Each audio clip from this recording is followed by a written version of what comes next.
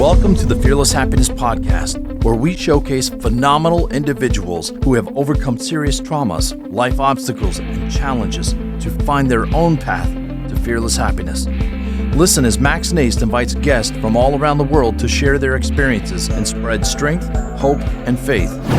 This is the Fearless Happiness Podcast, and this is Max Njist.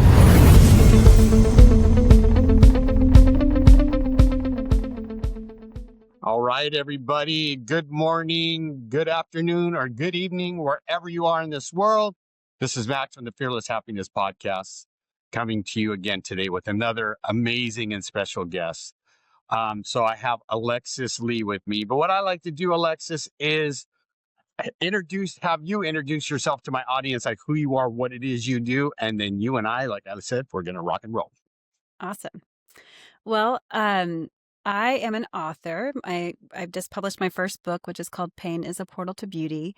And this has been a really fun surprise for me. I was always a numbers person and thought I was terrible with words. And as I was going through a really difficult grieving period, I woke up one day and this book just started coming out of me. So it's been a really lovely surprise, a lovely example of how when we go toward our grief, we can find things we didn't know about ourselves. So that's me. I love it, right? I mean, unfortunately, sometimes, like you said, like I wish it didn't take like Sure. a strong event, or let's just say a challenging event, to have stuff come flow, right? Because when we're having a good time, when you like to just have that stuff flow, That'd be go, oh, great. cool, I'm having a great time, That'd be right? Like great. this is gonna be great. But so let's go back a little bit and give the audience some backstory. Like, what are those challenges and stuff that you have been through that helped shape who you are today, and then led to the book? Yeah, I mean, for me, my, greatest challenges were as a kid, and my mother was depressed and then became addicted to prescription drugs and ultimately went away to rehab, was supposed to go for a few weeks and come home, and then she died a year and a half later. They found her body in a field. So it was a really tragic demise over time and a very confusing loss for me as a kid. And I didn't have the resources to process it. So I buried it all. And I went through life, thinking I was okay. I lost my mom. That's sad, but I'm okay. And Right. it wasn't until I was 38 and I was walking in the woods one day and I heard a voice that said, if you died today, your life will have been a tragedy. And that helped me realize that I got to go, excavate this stuff. I need to bring this to the surface because it was causing me to live a life that was quite sad and lonely, even though I didn't understand why until I started unpacking Right. my grief. Right. And grief can be debilitating, right? Yeah. I mean, you've been through it. I've been through it. I lost a brother to addiction. So I totally understand, right, where you're coming from, because as you and I know, the grief doesn't go away. Like it's not like you grieve and then it's done, you move on, right? Like sometimes like we were talking about, we could be in a totally good place and something happens that triggers that memory. And we're like, almost feel like we're right back where that Right. event happened, Right. And, right. So as a kid, I mean, that's traumatic, as a child, or teens, or I don't know how old you were, but to I was lose a parent. 11, when she left home. But she was sick and then addicted while she was home. So it was really quite a bit of my childhood that was defined by that. Right. And you see, you're a perfect example. Like, it does affect the family. Addiction Yeah. isn't just the individual who says, well, I'm going to go over here, I'm not going to bother anyone. That's, as you know from your lived experience, that's not the case. And right. I Yeah. believe when the individual gets sober, like myself, right? Like, I had counselors and my sponsor and stuff go, the people around you are in recovery too. So don't Yeah. expect them to jump when you say jump because you're sober now, right? Because that's not going to happen. Right. So, being 11, and that's just the age right there, right? Because you're getting ready to head into your teens, and you lose your mother. What was that like at that time? Like, what help did you get, and where did you think, I wish I had the help back then to help me unpack this stuff? Looking back, everybody did as everybody does, the best they could, right? I mean, we all just did what we Right. could do for where we were, and the family wasn't resourced in that way. And I don't just mean our nuclear family, but the extended family.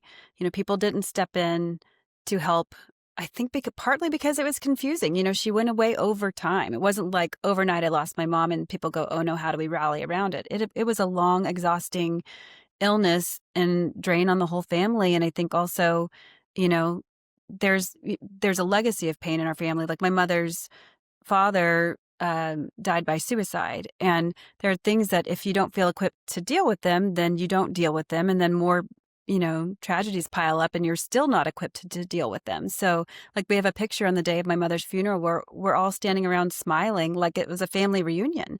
And I look back on that and I go, what the heck? But if I can be angry for a moment, and I get to be, right. I think there's part of the young kid in Absolutely. me that needs to go back and say, I didn't get what I needed. So I get to be angry about that.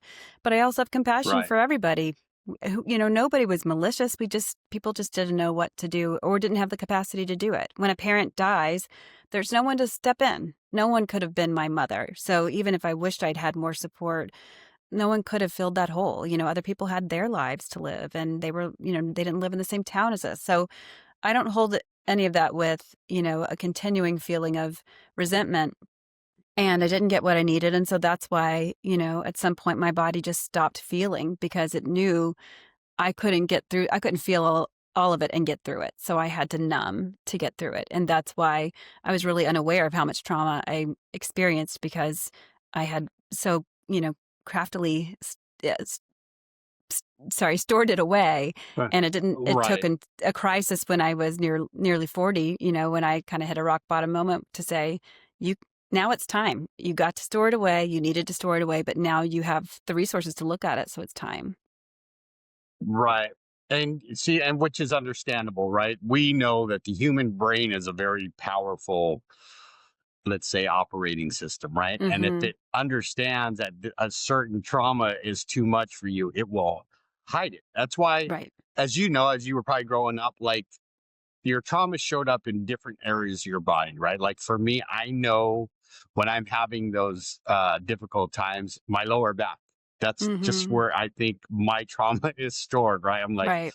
oh my gosh, right? And right, we understand now through science and stuff like that that the brain it's just its way of protecting you, right? And but at Right. least you on this journey, right? You got to a point where which happens to all of us, you know, at different times, but you know, where that moment comes and it's like you got two choices, right? You can go Yeah. down this path and it's going to get worse, or you can face your fears, face this, you know, this challenge, find the resources so you don't have to do it alone and get Mm-hmm. the help you need. And, you know, will it go away? We know that it doesn't go away, but then we learn once we understand it and we can deal with it, then we can get those tools, right? And how was that process for you? Did you seek therapy? I mean, we talk about the woods, right? Being on that Yeah. journey. So when you heard that voice, which it sounds like it was pretty loud because you were like, okay, I better listen to this, right? We all have those moments Yeah. where that voice is like, boom, like you better pay attention. So after that happened, what was that process or what did that process look like for you? Well, I think, you know, part of why that voice worked so well is that it just told me what I knew deeply but couldn't admit to until that moment, right? Like but I Yeah. had all the things in my life. I had a lovely family and a son, and my husband was wonderful, and good friends and good relationships with my family. I had a great career. I had everything that I thought would bring me to a happy life, and I didn't feel fulfilled. I didn't feel, you know, I didn't have all the connection I wanted in my life. So when I heard that voice, it gave me permission. You know, I think my experience is that if you have all the things, you should be happy. So I felt almost like shame for what's wrong with me that I can't find happiness when I have everything that should make you happy. So this voice gave me permission to finally feel what I actually felt underneath all of that, which was, you know, a ton of sadness and loneliness. So for me, there was you know, like you were saying, as a choice for me, it kind of felt like it wasn't a choice, or maybe it was a choice, but it just felt like the natural place, like, oh, finally I get to be free, right? Like instead of feeling Right. like I'm contorting myself to feel gratitude that I didn't actually have, I got to be free to feel what I felt. And I didn't have, this is where it's like, I don't know how our bodies just know stuff, right? My body knew to numb me. Then I had this voice that came from within my body that said it was time to wake up. And then I just knew it was time to unpack my childhood trauma. Like there was no clear message around that, but I just knew it was time.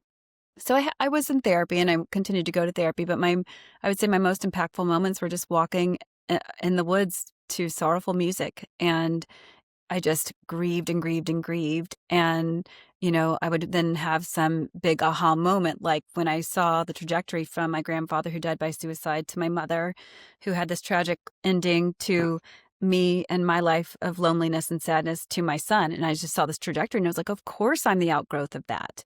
And of course my son will then be the outgrowth of that unless I make a big change here. So for me, there was a lot of time of just going toward the pain, just feeling sad and crying and crying and crying.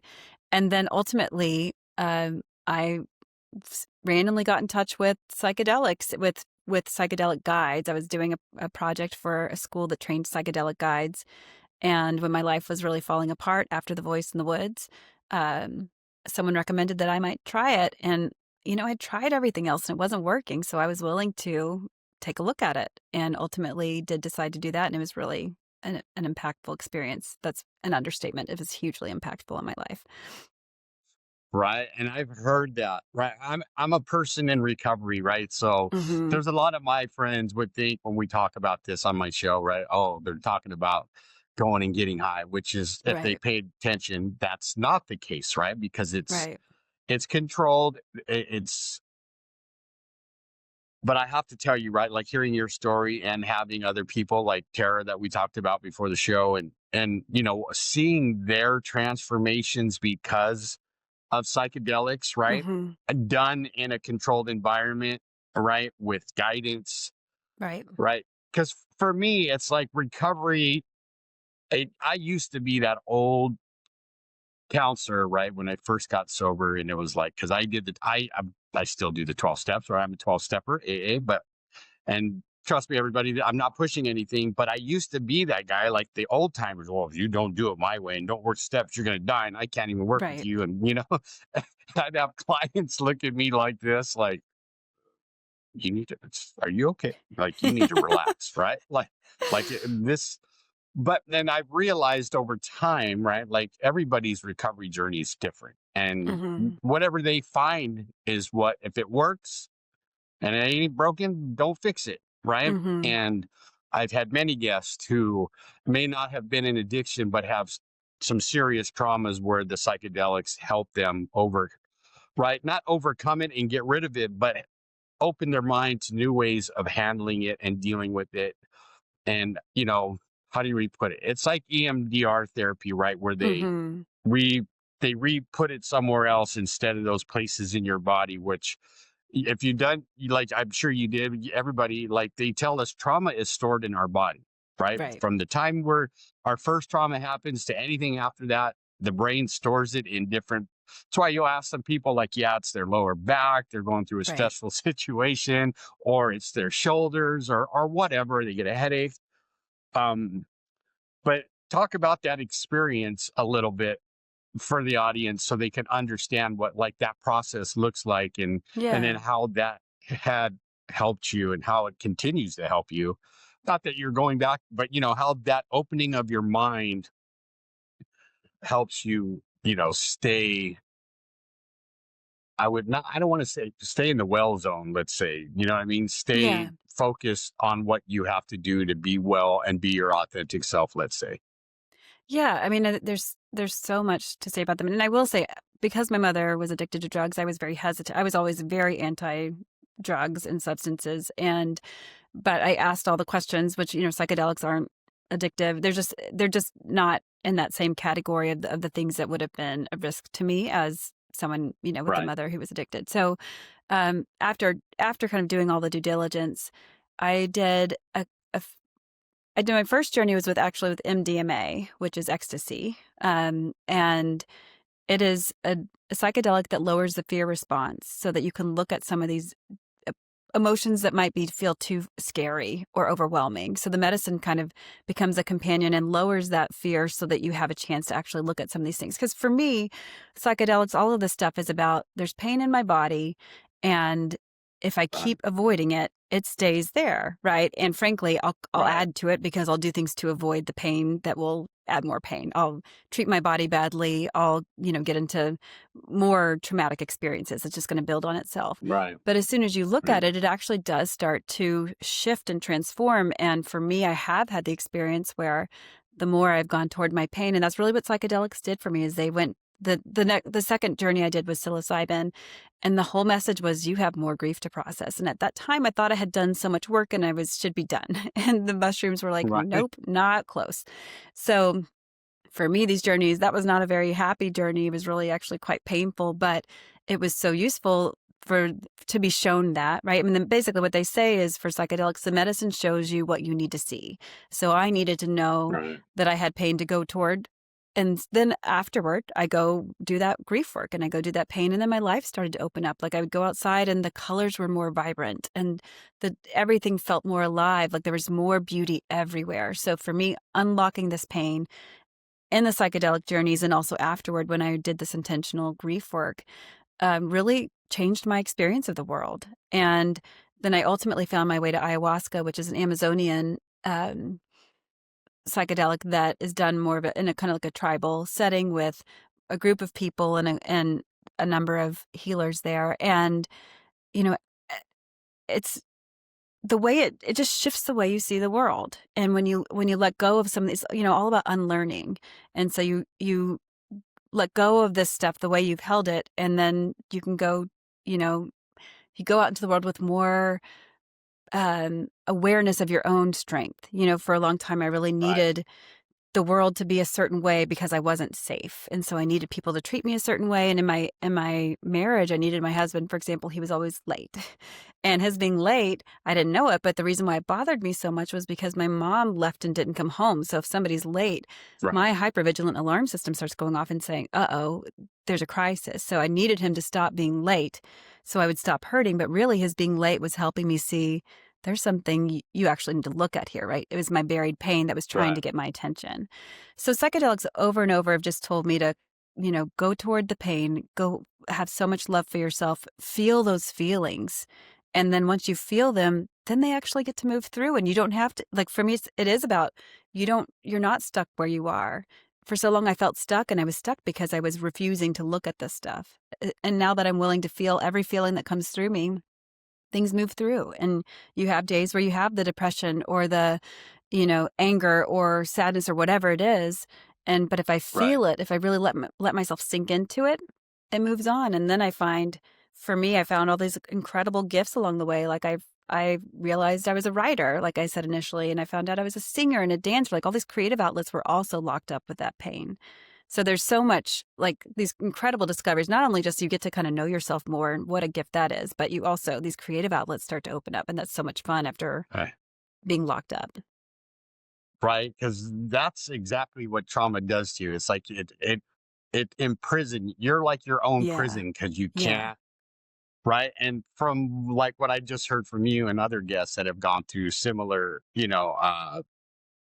uh, journeys like yours, where, and that's what they like. One told me it was like my life was black and white, and once I did this and my mind opened up, it became technicolor. Right. Like That's how it feels. Yeah. I could see colors differently. I can actually see and the colors and feel things and right, the world, it just like the world, like you said, opened up for them. Right. Mm-hmm. And I kind of liken that to my journey of recovery, right? Where when in my addiction, black and white, you Yeah. know, just horrible. And then I get sober and I start working on myself, physically, mentally, spiritually.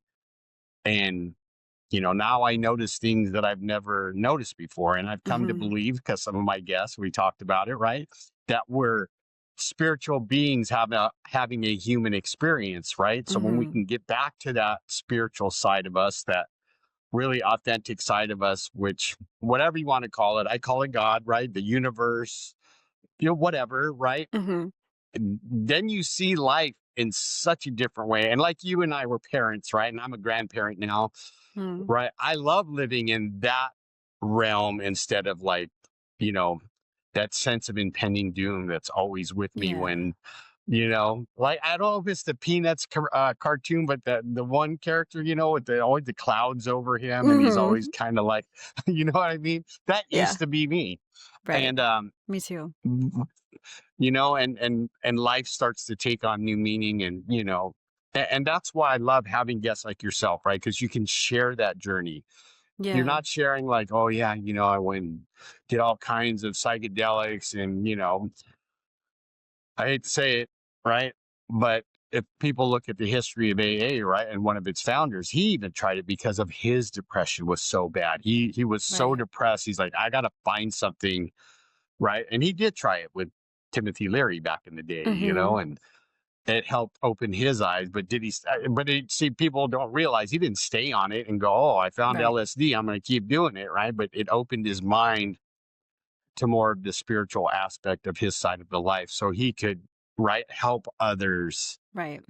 recover from that hopeless, like we say in the meanings, right, that hopeless state of mind and body, which, like, I wouldn't wish that on my worst enemy anymore, like going through that. Cause Yeah. I lost a brother to addiction and who took his own life. And right, there was 9 years ago where I lost my sister, then my brother. And then 6 months to the day on Thanksgiving Day was my mom, right, who literally died of a broken heart. So sorry. And then my youngest daughter, I put her into treatment that following Monday, right? So it was quite a eventful year, a little over a year. But I thank God that, I was willing to do some work and because I might not even be here speaking with you about, Yeah. right, about psychedelics and how they can help people, you know, I'm going to say fix their trauma, but you know what I mean? Not fix it, but help them deal with it in a much healthier way, right? Because you said it perfectly, right? It opened your mind and you could see colors differently. You could see the world in a different, right? Right. And with a new pair of glasses, I like to say, I'm stealing that from a book I read, which is the title.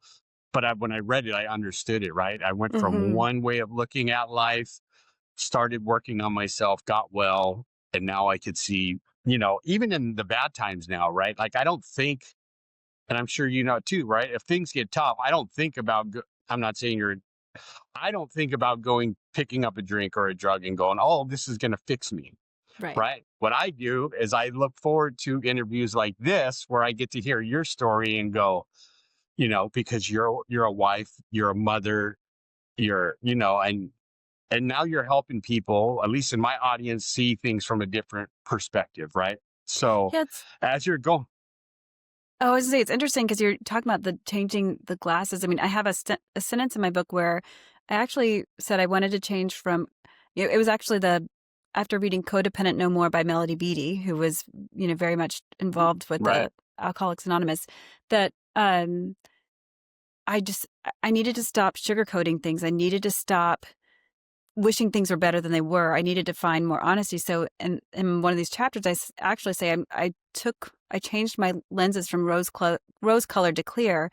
So it's interesting because you actually, just hearing you talk to that, it's like I had to take off the fake rose colored lenses to look at things really, and then I found my way to actually seeing things as they are, which was incredible. So it is almost like, for me, I had to take away these false comforts that were helping me get through, right, right? Like, and that's what coping mechanisms do. They help us get through. And I find actually coping mechanisms to be very valuable because we need them. I needed sugar as a kid because I could not get through without having some numbing, right? So I can be really right, grateful for coping mechanisms, but ultimately, I want to remove them when I can so that I can look at the stuff and then you free it and find that the world is more beautiful than you knew, because we're kind of seeing it in this fake happy world, and it's not, right. It's there's love, and there's real love and light, but I think there's so much. We got to be happy, we got to make, don't worry about the pain, get away from the pain. If you're hurting, you're doing something wrong, like all of this stuff that actually tells us to run from our pain. That when we actually get no, comfortable, just whatever is, it doesn't mean we need to be in pain all the time, but if we're there, we can be there. Then you get to experience the world in this very alive way, which is just extraordinary.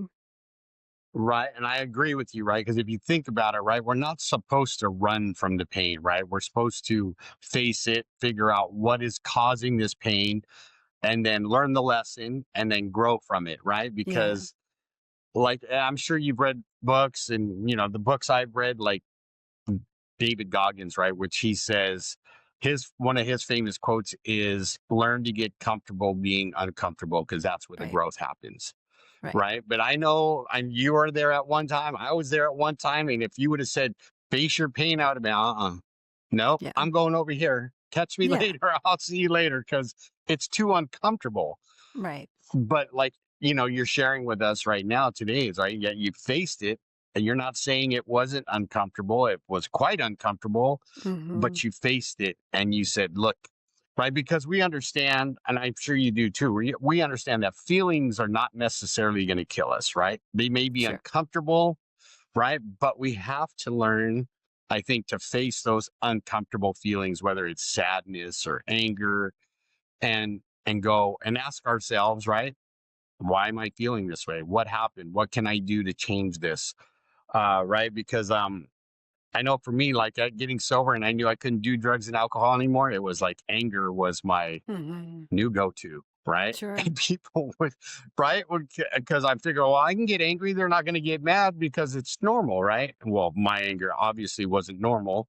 And I like to tease, and I've said this on other, podcasts and with my guests, and it happened today. I got cut off on the freeway, right? And I chased the guy home. I was Mm-hmm. angry. Like, you took my lane position. And I remember he pulled in the driveway. I pulled, straight behind him. And I proceeded to watch this gentleman get out of his car, right? And as he was getting out of his car, I was doing this, right? And he was like blocking out the sun. I'm like, I'm going to die today. This guy's Mm-hmm. huge. So I rolled down the window.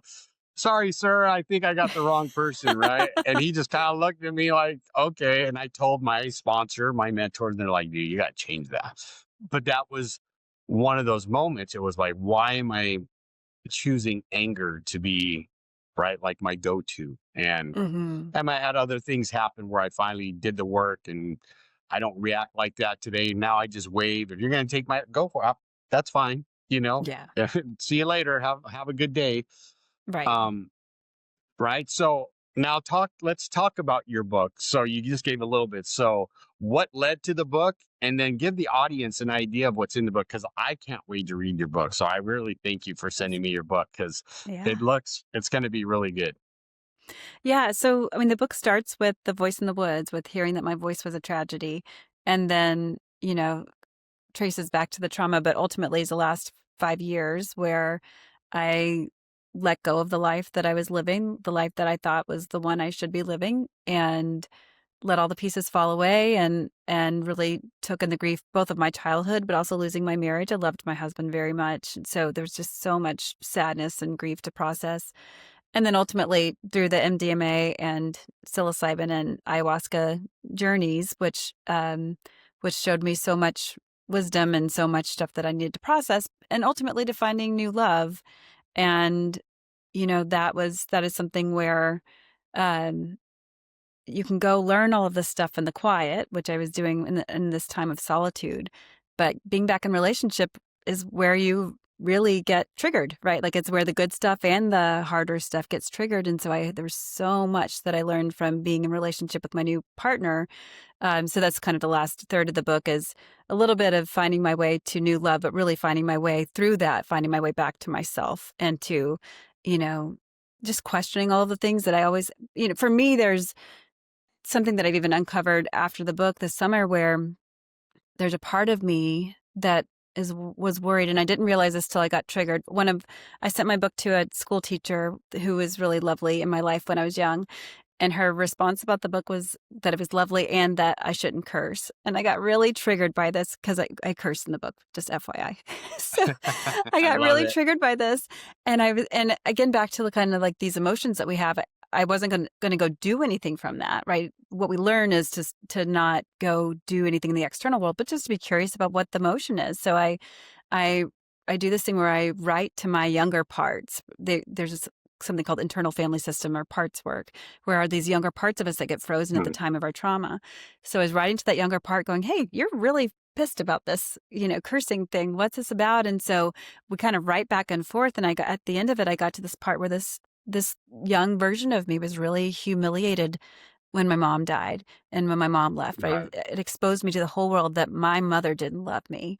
And I, even potentially that that I killed my mother because I was so unlovable. Like she died to leave me. Like this really scary, sad part where you can go, oh, well, I'm sure that wasn't it, right? She was sick, blah, blah, blah. But there Right. was a part of me that believed this. And so until that teacher condemned my cursing, I didn't get, and I felt anger. I didn't know how humiliated I was and how much my Right. whole life I have been, we were talking about kind of being caged earlier, how my whole life I have been, positioning myself to please everybody so that I could avoid displeasing someone, because if they were not happy with me, that would validate that my mother didn't love me. So it's like every action I take in this life until I uncover that, every action is to avoid this potential truth that my mom didn't love me. And once I go feel the depth of that, then I'm free. And then I get to do whatever, and I can make people mad. I mean, of course, it's not that I would go try to, but like if somebody doesn't like the way I do Right. something, it doesn't hit me like it did before, because before it was tied up with maybe my mom didn't love me. Well, once I felt that possibility, then it's okay that somebody's mad at me or somebody isn't happy with me. So anyway, I think that this book is just a testament to when we take some of these risks, right? Like I got a divorce, which was terrifying, and I let go of all Yeah. these things in my life. When you take risks and when you go toward your pain, you're going to find kind of some incredible things there, both in these tangible things like my creative outlets, the singing, writing, dancing, but also in just finding out who you are, that you're this freer being than you thought you were, that you're more powerful than you thought you were, that you can be so in awe of yourself, and therefore you become in awe of everybody, right? Because once you find those things in yourself, you see them in other people. So it's really Exactly. lovely, hard but rewarding journey. Absolutely. Right. Because you were bringing back memories for me, because I used to be the biggest people pleaser you ever met. Yeah, Right. Because it was like, you and I say we've been friends or whatever. And, you say you're leaving somewhere or you get mad at me because I did something, right? I'm going to do everything in my power to keep you from leaving, right? Because in yeah, my young mind, right, when my dad left, when they were divorced and then came back and then passed away after promising me he'd be back for my birthday, right? The abandonment issues were huge in my life. Like, yeah, and I would hold on. I'd be that codependent, hold on, you're not leaving me. I'll do whatever it takes to make you whatever. happy kind of person, and Hmm. not knowing though that wasn't healthy either. But now it's like you, I understand, right? It's like, okay, they didn't do it on purpose. But it's, like you and I, when you see, I was 11 when I was 10 getting ready to turn 11 when my dad passed away. And that Mm. last thing I said, he promised, I'll be back. I have to go home, take care of some things that I promise I'll be back for your birthday. And, we'll continue basically hanging out and, because I hadn't seen my dad in like 5 or 6 years. Wow. And, as an 11-year-old, as you know, right, like you get the word that your dad passed away from a massive heart attack at 55. Like that part, that it was like he died and how dare he die? Like Yeah. you broke a promise and now I'm going to hold it against you. But since you're not alive, I'm going to take it out on you through me. So I'm going to take it, Right. I'm going to harm myself. I'm going to do the job. I'm going to drink thinking it's hurting you, when reality, like, yeah, no, in your journey, you realize like, oh, I was doing things thinking I was hurting somebody else, but it was only me that I was hurting, you know? Well, and I think for me, there was so much there, I was not conscious of this at all. And that's what psychedelics do. They help you see what actually is going on in you. You just aren't asleep to it. And for me, I think it was that I was doing I mean, I was very codependent. I would have sworn that I wasn't. I wasn't controlling, not at all, until, I look back on it. But I was doing all that because I didn't think I was worth it. Right? Like I was willing to take all sorts of shit. And I'm not saying people Right. were not good, but like things that didn't work for me, I was willing to do that because I didn't think I deserved any better. Right? When your parent leaves you, and I understand that your dad died overnight, but if you had been away from him for several years, there's so much there that, right? Like when our parents are not here, when our parents are not showing up for us, then it seems like there's something wrong with us. And that's really something that you try to unwind your whole life until the things you're doing aren't working. So you really look at what's going on. Right. Because you mentioned it earlier too. And that's how I felt for years, right? When I was younger, it's like, he didn't love me. Like, what did I Yeah. do to cause him to leave? Like it was my fault. I took Yeah. the blame. And, and I've seen that with people close to me, like when my brother passed away he has a daughter. And I remember her saying stuff like that to her mom, like, well, didn't he Yeah. love me enough to stick around? You know what I mean? It's just, and the narratives we start setting up at such a young age, they do carry on into our adulthood if we don't address it, like you said. And it Right. doesn't have to be psychedelics. It could be therapy. It could be, Sure. a pastor, right? But I love bringing these different, you know, ideas to the table with my guests that because they can share their experience, right? Because Yeah. I couldn't come on here and do a solo one and go, you know what I heard from, Alexis, Yeah. and this is what she did, right? People are going to go, Max, we want her to talk to us about it so we can hear it from Yeah. her perspective, right? And that's, how for me, this podcast has evolved is because like, I'll say it on here, but when I first started, it was going to be a recovery, like people in addiction Hmm. that got sober, or alcohol. But I had the same thing. It was funny when I was getting ready to do it. I had a voice go, no, it's not. Hmm. You're just whoever's in front of you or whatever, is presented to you, you're gonna do it, right? You're gonna Yeah. interview that person and you're gonna talk about their challenges and so on and so forth so that you can present to the world, right? Look what this person went through and they got through it. It didn't kill them, Yeah. right? Right. And Yeah. What a in gift. turn, right, you and I are hopefully helping someone in the audience going, wow, I get what Alexis is saying, right? And that's why I'm so passionate about doing this podcast is because I get to have wonderful guests like yourself get vulnerable and share their story, right? But let's talk about the book some more. So what else can they find in your book without totally giving it away, right? Because we want them to go get your book. But what other things that you can give them a taste of so that they go, okay, I need to get this book and read it. Well, I mean, this is where, one of the people I was working with initially was like, what's the urgency of people getting your book? And I said, there's no urgency. That's the whole message of the book is that we're all exactly where we should be. So I'm just sharing that to share, like, it's very much a book of self-acceptance. And so it is, for me, I think I've even realized recently, I trended towards self-help so much. I think part of that was because I felt like there was something wrong with me at the very bottom of who I am because my mom didn't love me, whatever the story was. So this book Right. is very much finding a place to be, honoring where you are exactly. It does give all the lessons that I learned in, with the psychedelics and in relationship where I was hiding and playing small, and then I would get angry with my partner because I thought he didn't see me, and I'm better than that. But really, it was my being saying we've never shown anyone who we are, right? Because my mom was Right. so fragile, I had to be a very small version of myself. So being in relationship with him helped me realize I'm not going to make myself small anymore. Like I'd have these big, Right. like basically every chapter is a story. None of it is prescriptive because I'm very aware that it's my story, but each chapter has some Right. little gem of, oh, whoa, I learned this thing. So there's a lot of Mm. examples of how somebody who was very lonely and felt defective underneath it all, even though I couldn't say that. Wasn't conscious that I felt that way, but I certainly did. That somebody in that place could find their way to loving themselves so much and finding so much hopefulness and warmth on this path. For me, I just Right. didn't think that was possible. I really thought life was kind of meh. And that was the best you could hope for. And I really have Yeah. experienced something quite different that for me 5 years ago would be so hopeful and a little bit like, I don't know if I can believe that, but this book Right. is very, what people say about this book is number one, they can't put it down. So it's apparently a good storytelling rhythm. But number two is just how raw and honest it is. It's just, this is what it was. This was how I felt, and this is how I got through it.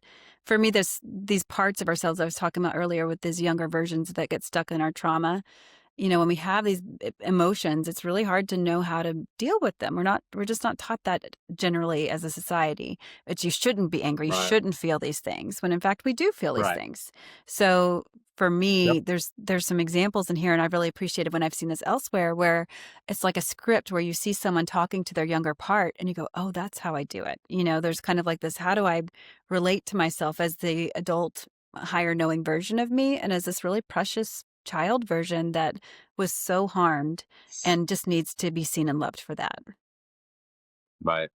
And and I want the audience to understand you're listening to Alexis share that, right? Remember, that's a journey she's been on. It didn't happen overnight. So No. go get her book, right? But we'll get to that part. So go get the book and read it, because I like that, everybody, I've been getting some great feedback on all the guests, and I'm sure I'll get great feedback on you, right? Because people say, well, they're like everyday people. And I go, no, they're Yeah. just extraordinary people that come on my podcast, share their story, and give us all a different perspective on how to handle some of the most difficult things in our lives, right? And that we all can grow and not get stuck in that. That's how my life's going to be. So Yeah. I have to be happy with, or I have to deal with it that way. Cause, my hope for the world, right, is to be truly happy, right, with one themselves and then the people around them, right? Because I have a big belief, and I've been talking about this with guests, is I believe the higher power, the universe out there wants us to be in oneness with each other, right? Connected, Yeah. connection, right? Because I mean, you see it in the world today. I see it, like, there are people out there that want to say it's this way and that's just the way it's going to be, or it's way over on this side and that's the way it's going Right. to be. Um, but if Alexis and I can have this talk and talk about her life and how psychedelics have helped her change and helped her actually take a look at herself, right? Which always leads me to that analogy, the airplane, the oxygen, right? If Mm-hmm. you don't put on the oxygen first, nothing you do is going to help anyway, because you're not going to make it, right? And Yeah. Alexis has shared that story, her oxygen story, with us, everybody. If you're paying attention, right? She did it despite her fear, right? Because I can relate. I know there was a time in my life where those negative feelings come up and I'm like, nope, not Right. gonna happen because it's too uncomfortable. So, for me, from the bottom of my heart, thank you for sharing, your journey with us and being here today. It's been an amazing time so far. So but I want to get you into the questions that I love asking, right? We're going to Okay. start with fearless. And usually I tell people, look behind me, right? You can see fearless, but it's not behind me. So starting with fearless, what does fearless mean to you today, Alexis? And how does that show up in your life? Well, I have all sorts of fear. So I think the way I view fearlessness is willing to sit with it without trying to run from it. And that typically for me then lets it pass. And then I can be fearless on the other side of it. But for me it is actually embracing the fear so that I can really honor Mm, it and not and see what it's trying to tell me, and then become a bigger version of myself because of that. right? See, people, you heard her. There's another one that says, don't be afraid, just face it and you'll get Yeah. through it. Right? Because what does that happen? What happens as a result of that, right? You and I know, Alexis, that means we become more courageous. And then the Right. next one, we can do the next one and the one after Right. that. You So level up. you level up. See, Mhm. yeah, that's how you become the best and most elite version of yourself, is by facing Mhm. those fears and doing it anyway, right? I Yeah. love it. I love it. My next question is happiness. And I put a Y in the happiness, right? Knowing I put a Y in the happiness, what does that mean to you? And how does that show up in your life today? I mean, happiness has really been redefined for me through this journey. At some point, I think what I felt was happy was when somebody would make me feel lovable, and so I would not have to feel like my mom didn't love me.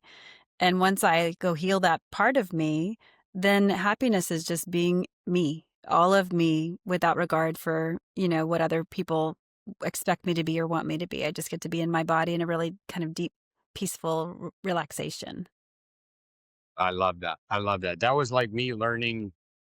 And because in the beginning, right, especially after my 4 relapses, I was always worried about what people thought about me. Like Yeah.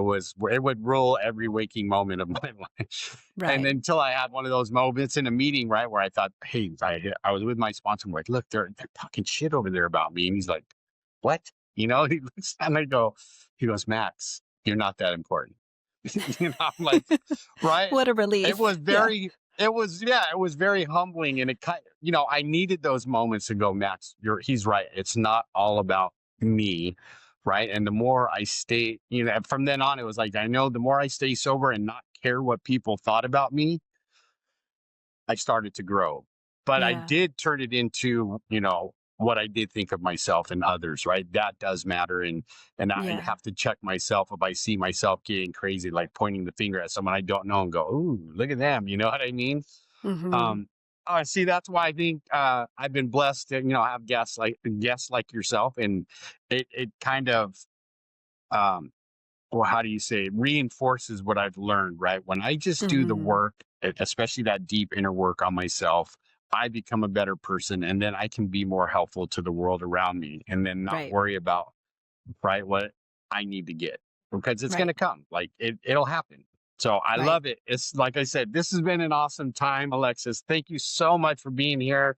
Oh, But if thanks for people want having to get a me. hold of you, right, and they want to get your book, or want to reach out to you, and ask you questions about your journey even further, how do they get a hold of you?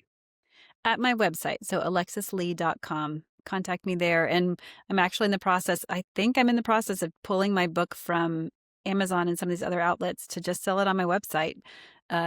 So that's where everything will be. So come visit me. I'd love to hear from anybody. I love it. You heard that. You've been invited, everybody. Don't pass it up.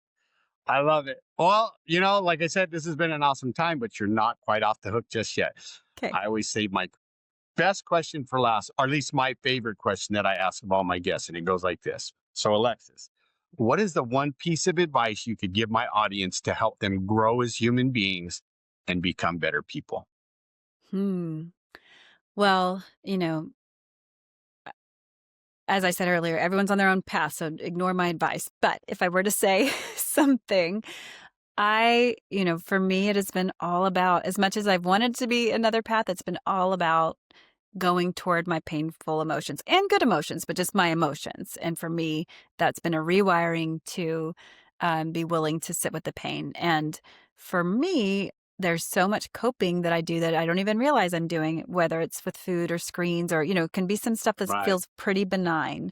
And so if anybody is really wanting to make a shift, finding some quiet in their life, taking some of these coping mechanisms off the table and just hearing what they hear, including these parts that might protest you taking the coping mechanisms off the table, but just trying to listen to these voices that can't get through to us when we're so loaded up with Right. noise and good tasting food and, all this stuff. So I love it. I have to say though, I love food. I'm a foodie, so I I mean, mean, food's sometimes I great. just, Food's you great. know, I just right, every once in a while I take a time where I'll fast or I'll do really bland food just to kind of like right. listen. But then I get right back to it. There you go. That's great advice. I love it. Wow, Alexis, thank you for being here. I'm so grateful that you took me up on being a guest, and I'm so glad you got to Yeah. share your story and help my audience understand, like I said, another perspective. And right, because thank you for helping my audience and me grow today. So for bringing so much value, I really appreciate it, Oh, and thanks, it's Max. been a This is wonderful time. awesome. Yeah. Right. So you heard her, everybody. If Alexis made you think, if she taught you something, if Alexis made you smile, and my famous, if Alexis made you go, I like that. Please go to iTunes and leave a 5-star review so more people can find the podcast. And also go join me over on YouTube so you can watch us on YouTube when this comes out. Go like and subscribe. I would love that. But again, good morning, good afternoon, or good evening, wherever you are in this world. This is Max from the Fearless Happiness Podcast. Until next time. Are you tired of being weighed down by life's traumas and struggles? Join the Fearless Happiness lifestyle and let us guide you toward a brighter future. Explore our past podcast episodes and get a copy of the Fearless Happiness book to ignite your inner strength. If you or someone you love is battling addiction or facing challenges related to unresolved trauma, know that we are here for you. Visit maxnijst.org, maxnijst.org, and take the first steps toward finding your fearless happiness. Thank you for listening. This has been a production of Fearless Happiness.